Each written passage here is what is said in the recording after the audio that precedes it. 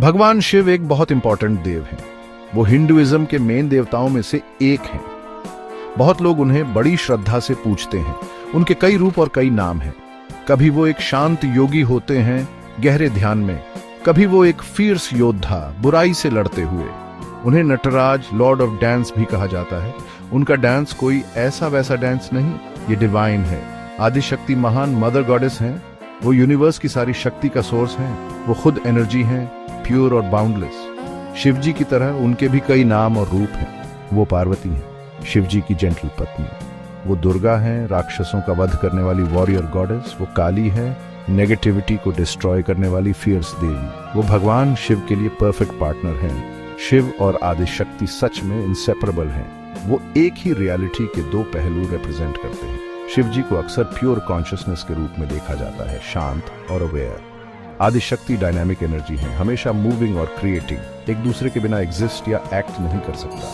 उनकी divine love story कई ग्रंथों में सेलिब्रेट की जाती है। उनका साथ परफेक्ट यूनियन का सिंबल है। उनका साथ में डांस इस ब्यूटीफुल पार्टनरशिप को दिखाता है। हिंदू कथाओं में शिव और आदिशक्ति बहुत स्पेशल है। लाखों लोगों को उनकी कहानियों में कंफर्ट मिलता है। उनकी स्टोरीज हमें अपने आसपास की दुनिया के बारे में सिखाती है। वो लाइफ और डेथ जैसे बड़े आइडियाज को एक्सप्लेन करती है। वो अच्छे और बुरे की कांस्टेंट लड़ाई को दिखाती है। शिव और आदिशक्ति का डांस एक कोर थीम है।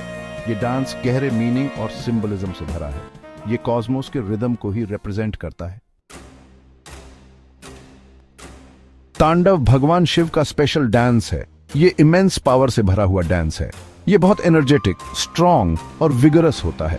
जब शिव जी तांडव करते हैं तो यूनिवर्स कांप उठता है। उनके मूवमेंट्स वाइल्ड और फियर्स हो सकते हैं, लेकिन कभी कभी उनका तांडव जॉयफुल और ब्लिसफुल होता है।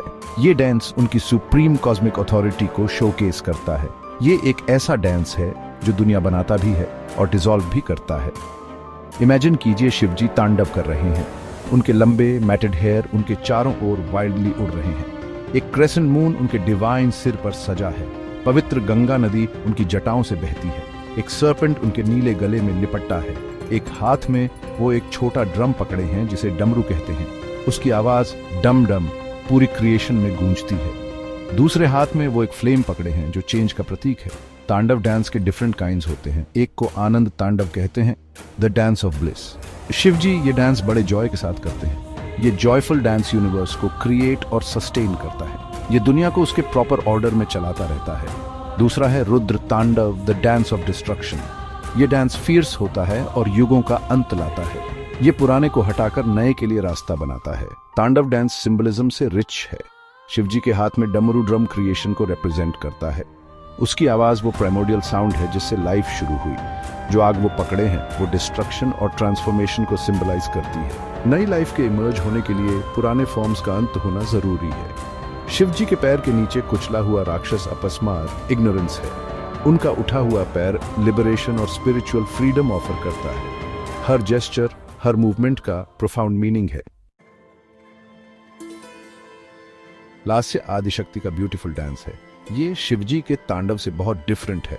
लास्य जेंटल, ग्रेसफुल और बहुत एलिगेंट होता है। ये लव, ब्यूटी और टेंडरनेस से भरा होता है। इस डांस को तांडव का फेमिनिन रिस्पॉन्स माना जाता है। आदिशक्ति के मूवमेंट सॉफ्ट और फ्लोइंग होते हैं। उनका डांस दुनिया को सूद करता है और जॉय लाता है। ये क्रिएशन और नर्चरिंग का डांस है। आदिशक्ति अक्सर पार्वती के रूप में लास्य परफॉर्म करती है। पार्वती भगवान शिव की बिलवेड पत्नी है। उनका डांस उनके डीप लव का एक्सप्रेशन है। ये उनकी क्रिएटिव एनर्जी का सेलिब्रेशन है। वो आर्ट, म्यूजिक और सभी ब्यूटीफुल चीजों को इंस्पायर करती है। उनका डांस पीस लाता है और मन को शांत करता है।